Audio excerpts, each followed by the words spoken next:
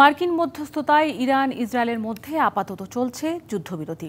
তবে প্রশ্ন উঠেছে, এই সংঘাত থেকে কার কি লাভ হলো?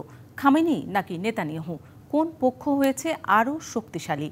মার্কিন প্রেসিডেন্ট ডোনাল্ড ট্রাম্পই বা কি পেলেন? আসুন খুঁজে নেই এসব প্রশ্নের উত্তর। 12 দিনের ইরান ইসরায়েলের সংঘর্ষে নিজ নিজ ভূখণ্ড থেকে চলে পাল্টাপাল্টি হামলা। ইরানকে কাবু করতে যুক্তরাষ্ট্র যোগ দিলে উল্টে যায় পাশার দান। ফলে খামেনিকে বাগে আনার বদলে নাস্তানাবুদ হয় নেতানিয়াহু নিজেই।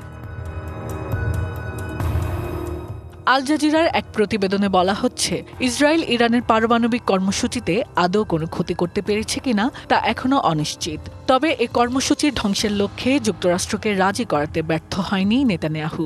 বন্ধু রাষ্ট্রকে এগিয়ে রাখতে ইরানের পারমাণবিক স্থাপনায় বোমা হামলা চালানো বাদে ইসরায়েলকে তেমন কোনো সহায়তা করেনি ডোনাল্ড ট্রাম্প।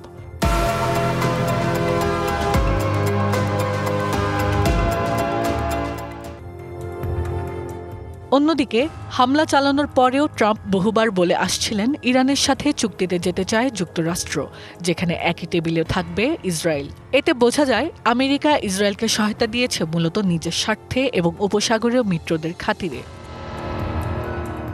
তেল আবিবের ধারণা ছিল, বিপ্লবী গার্ড বাহিনীর শীর্ষ কমান্ডারদের হত্যা করলে দেশটির সরকার বিরোধীরা খামেনির বিপক্ষে অভ্যুত্থান করবে। অথচ ফল হয়েছে উল্টো। ইসরায়েলি হামলা বরং দলমত নির্বিশেষে সবাইকে এক করে তোলে। শত শত ইরানির মৃত্যুর পরেও জনপ্রিয়তা বিন্দুমাত্র কমেনি দেশটির শীর্ষ নেতা আয়াতুল্লাহ আলী খামেনির।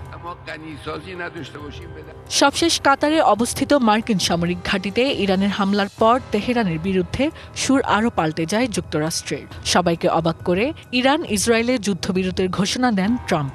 বরং ইরানে যেন আর হামলা না চালানো হয় এই বিষয়ে কড়া ভাষায় সতর্ক করেন ইসরায়েলকে। এতে খোলাসা হয়, ইরানের বিরুদ্ধে মিত্র ইসরায়েলের লক্ষ্য পূরণ কোনো সাফল্য বয়ে আনবে না যুক্তরাষ্ট্রের।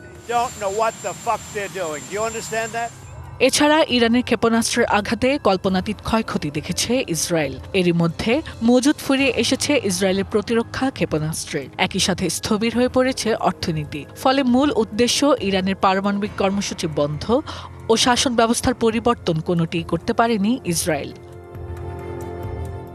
Hasna Akter, DBC news desk.